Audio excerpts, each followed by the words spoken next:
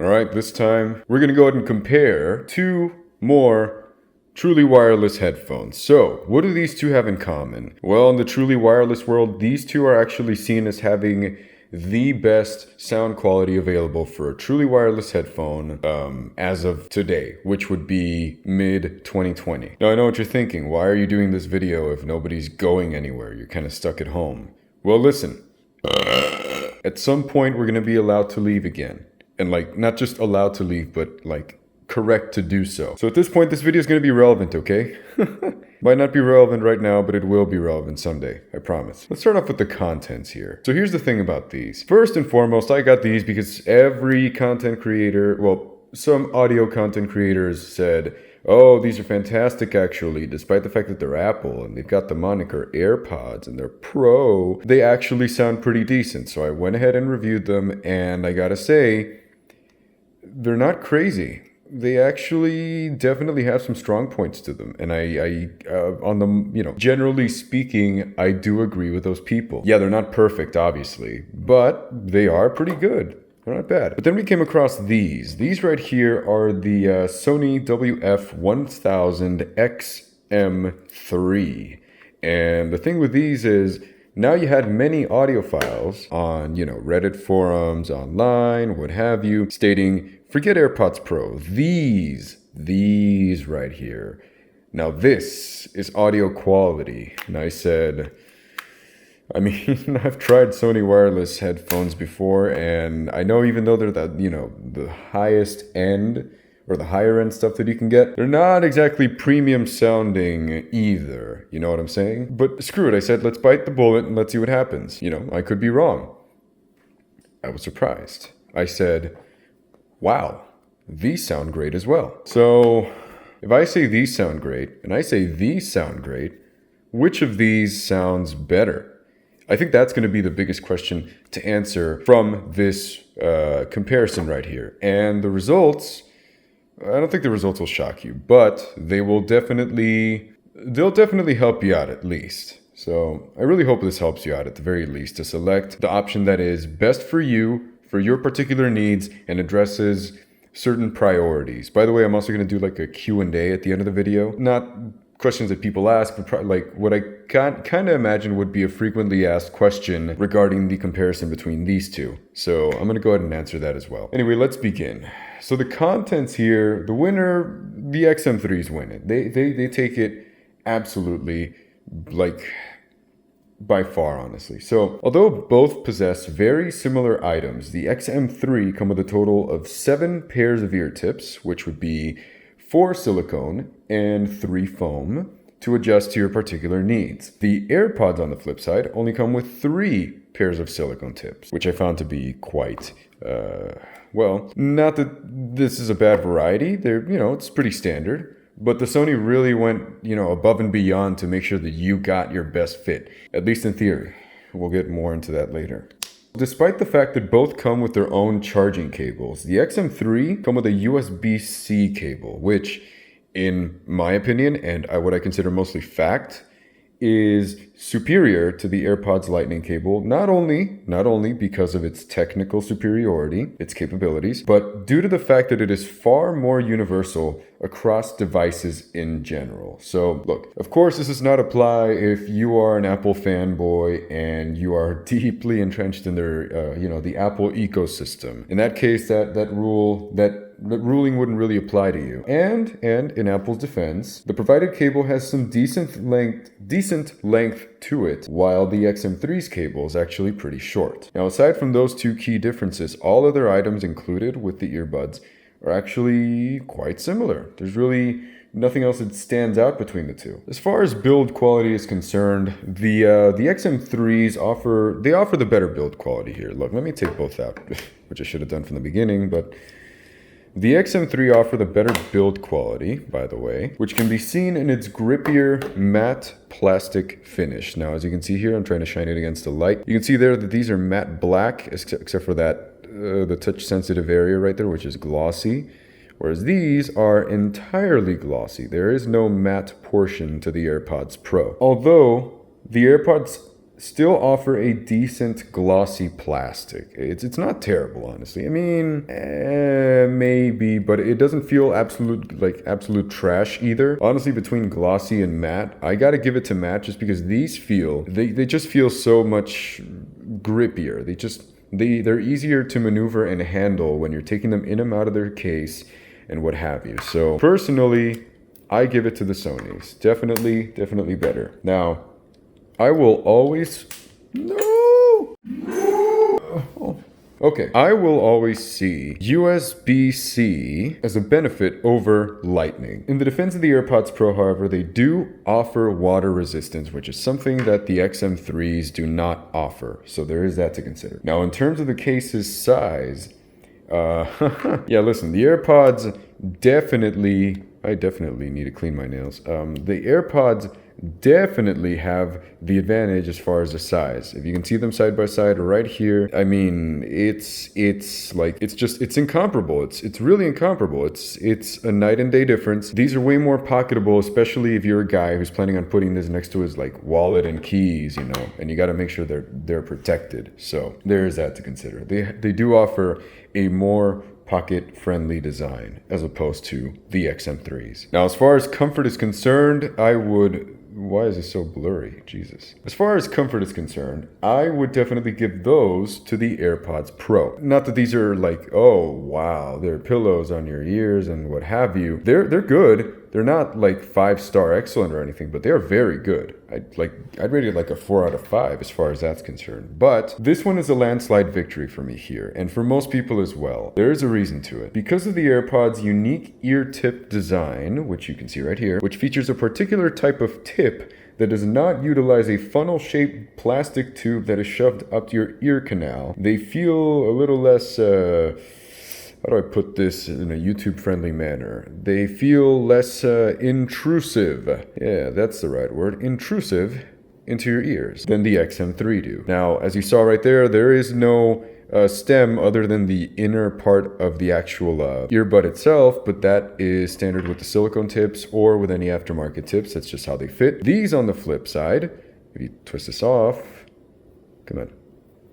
If you twist this off, you can see that it does offer that plastic tip that goes into your ear canal, and I'm just not having any of that. It just feels absolutely weird inside my ears. And these things are one of the biggest reasons that I refuse to wear IEMs, traditional IEMs or earbuds of any kind, because those things just feel terrible to me. I'd very much rather wear earphones, the type that sit next to the cavum of your ear canal, or just wear a headphone.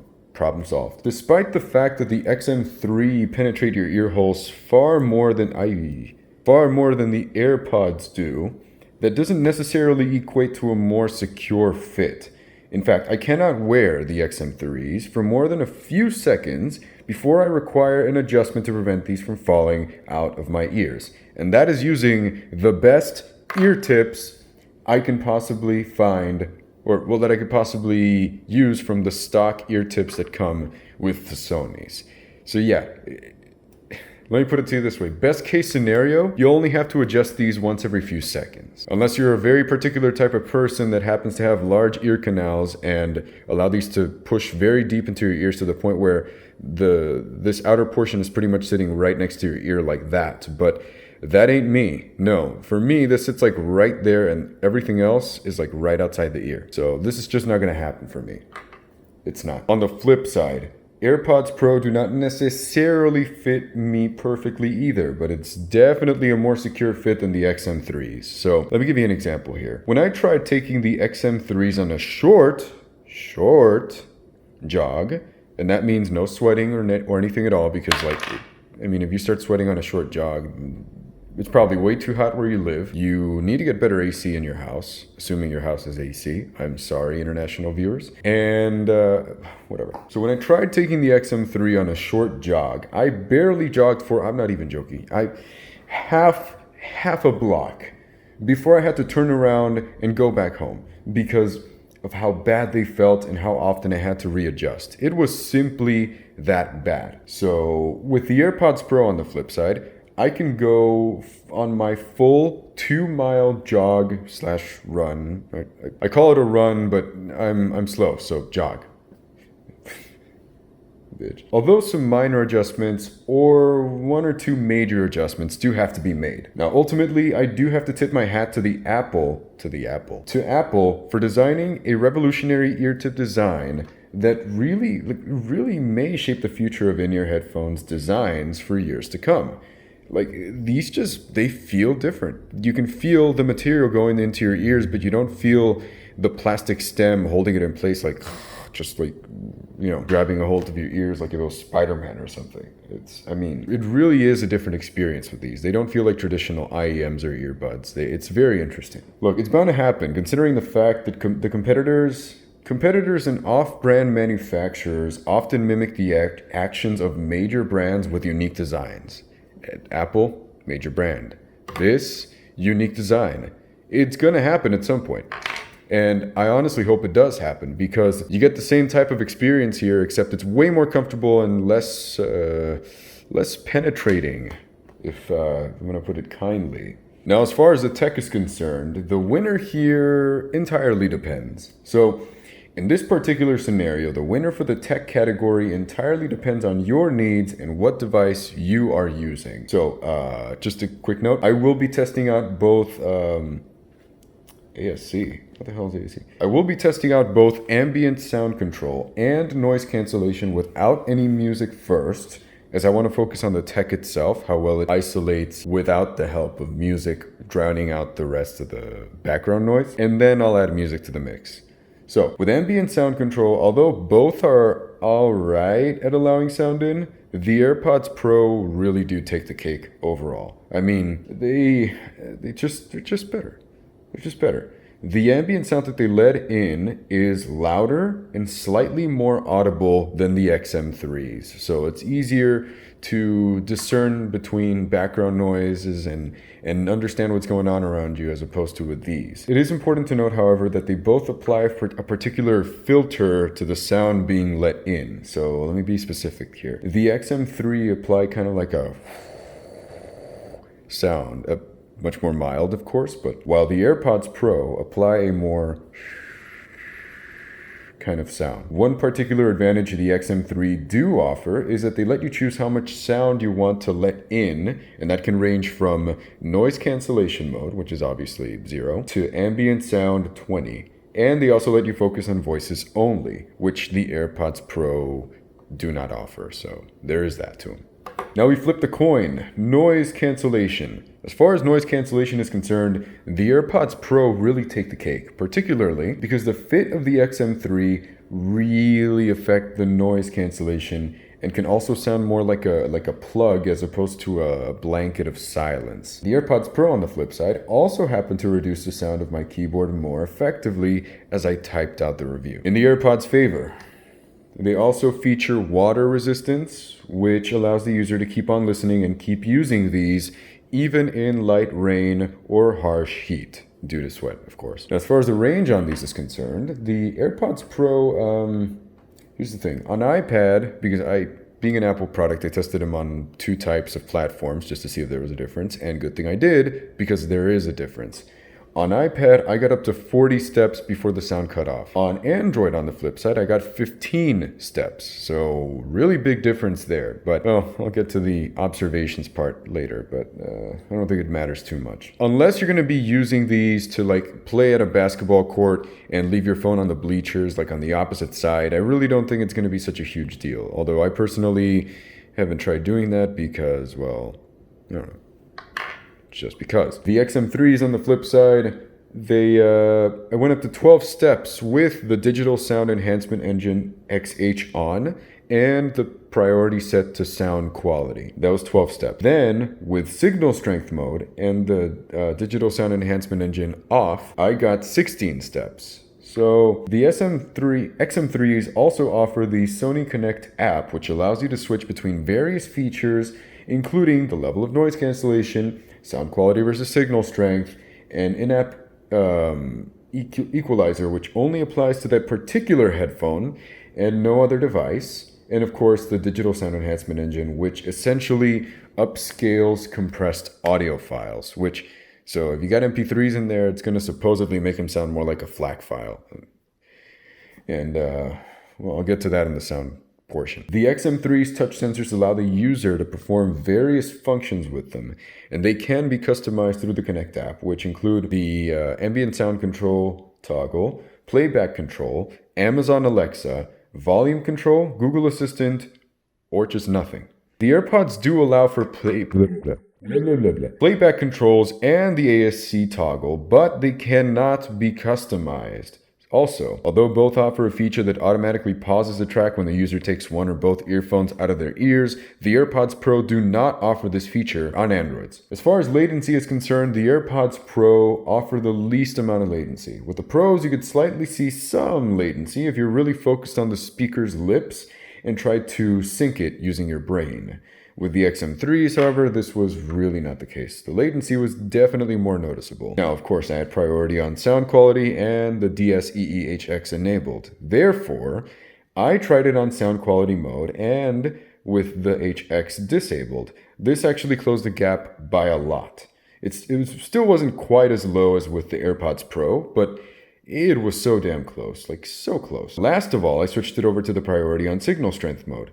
Latency actually worsened ever so slightly. It was a minimal effect, but it did happen. So, to reiterate, the best mode to reduce latency on the XM3, as far as my testing yielded, as priority on sound quality with DSEE disabled.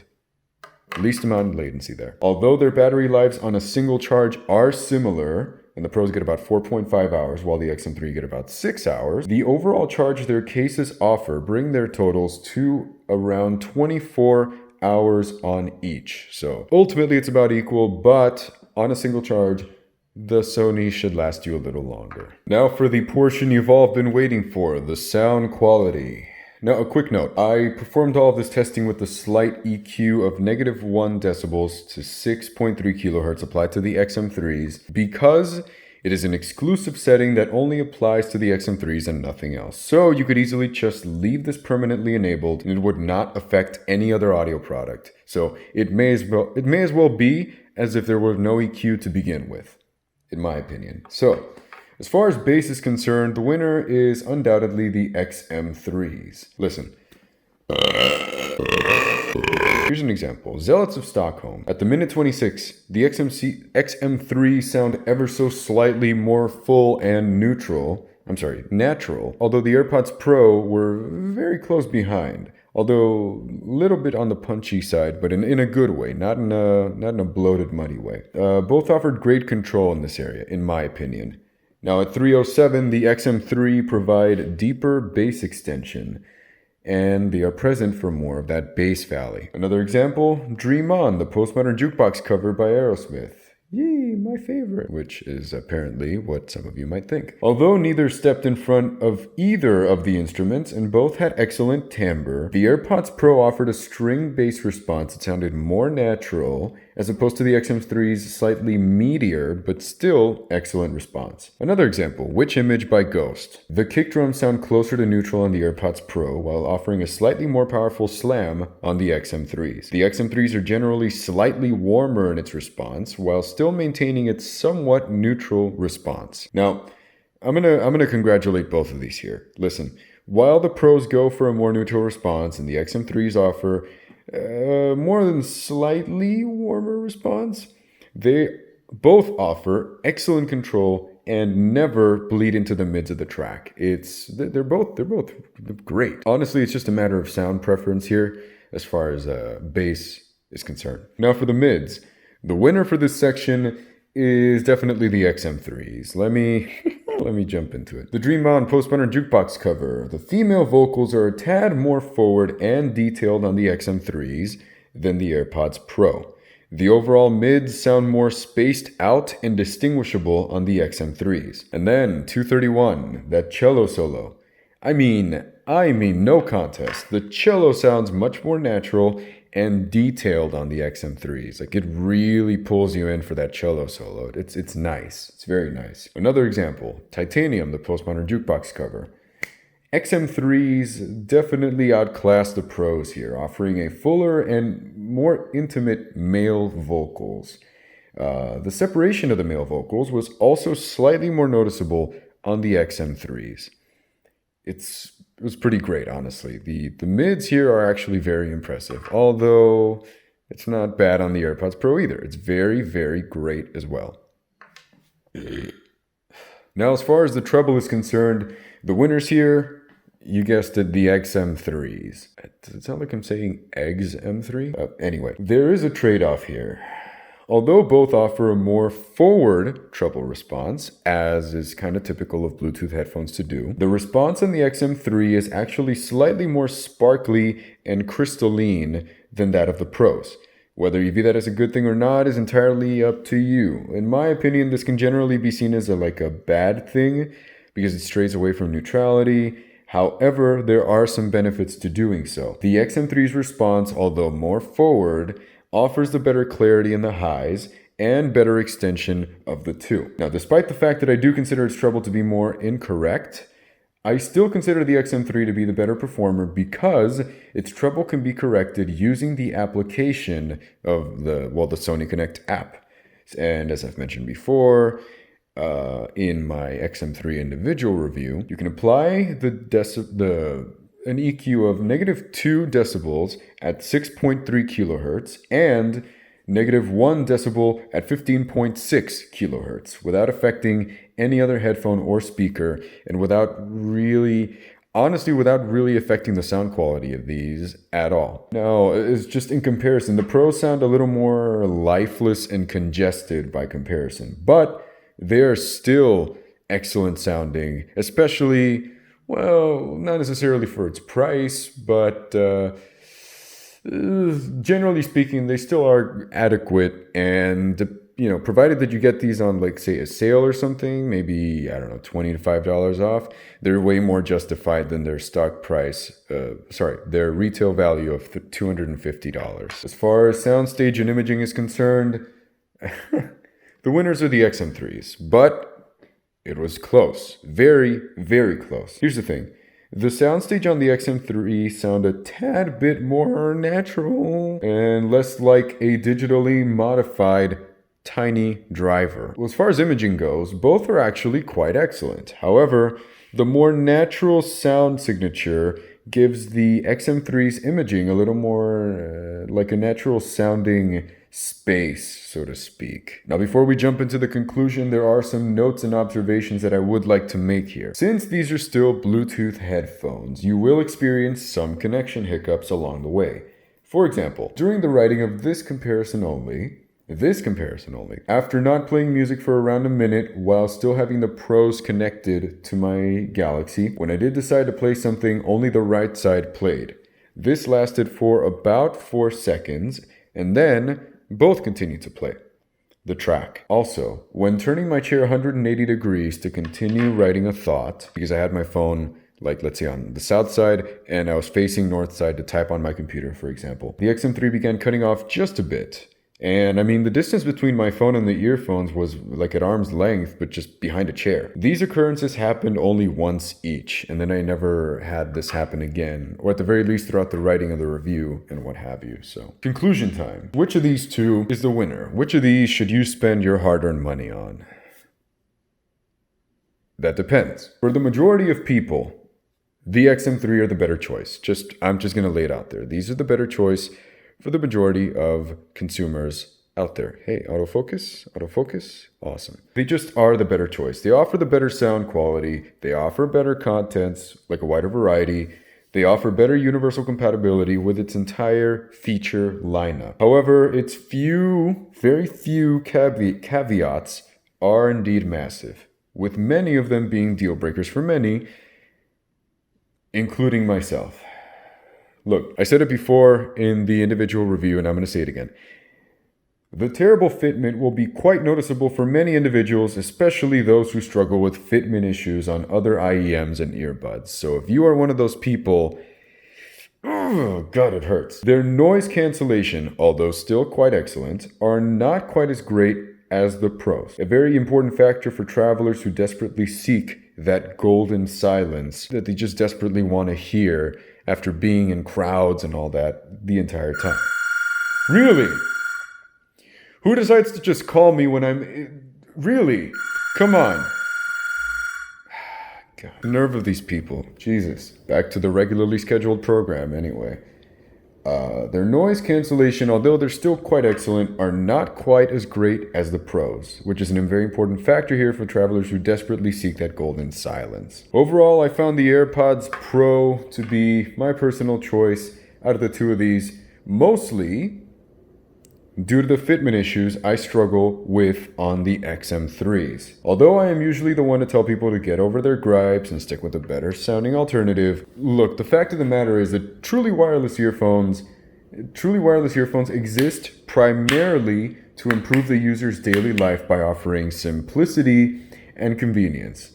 If one has to worry about fitment issues all day and getting sore ear canals, the convenience of the product is absolutely meaningless. There's no point in offering such convenience if they end up being an inconvenience to you in the end. Not to mention, the AirPod Pros are still surprisingly excellent for what they are. An Apple, Bluetooth, truly wireless, tiny little device. For what they are, they're still quite excellent. You know, I'm actually pretty surprised. Now, no, you're not going to be blown away, nor will these convince you to replace your ZMFs or your Odysseys or your Sennheisers with these. But they will definitely get you through your daily commute and provide you with the comfort and convenience you deserve to have. Frequently asked questions. Do you or have you had fitment issues with earphones or IEMs in the past? If yes, go with the Pros. Hands down. If you often use the Google Assistant on your Android phone, get the XM3s. No contest. They're going to help you, and they're going to be much more convenient for that since you can't access the Assistant with these, at least not without the use of a third-party app, which is just inconvenient. Do you place sound quality above all else? If you do, get the XM3s. Get them. Do you only have Apple products? Well, you could go for the XM3s, considering their compatibility across multiple devices. You can get the Connect app on the App Store. You can connect them via Bluetooth to your iPad or iPhone. That's not a problem. Do you want to carry these in your front pocket while on the go? If yes, get the Pros. Honestly, just get the Pros. Much smaller case, easier to put in. It's like a little box of Tic Tacs. It's even smaller than a box of Tic Tacs. This thing is hefty. It might not look hefty, especially when you have it in your hand, but when you try to put it in your pocket, believe me, you're going to notice that bulge. Anyways, it's going to do it for me. I hope this video helped you out because, look, the Bluetooth world is changing, and it's definitely got some pretty good offerings now. Yeah, there's still plenty of bad headphones out there that you shouldn't even look at, and you're going to see that very, very soon. But as you can see, there's also plenty of decent offerings that can help you cut the wire and not make you miss like sound quality or the simplicity of just connecting it and you're done. There are many good options out there, and I highly recommend you slightly change your mindset and give some of these recommendations a go. You just might be surprised. Or you'll be disappointed, you'll return them, and then you won't look back at these for probably a couple of years. But either way, I really think you'll be glad you took the time to play around with them and determine for yourself whether these are for you. So, thank you very much. I hope this helps. Don't forget to like, comment, and subscribe. Go ahead and leave your comments down below if you have any questions regarding my experiences, and I will see you all in the next video. See ya.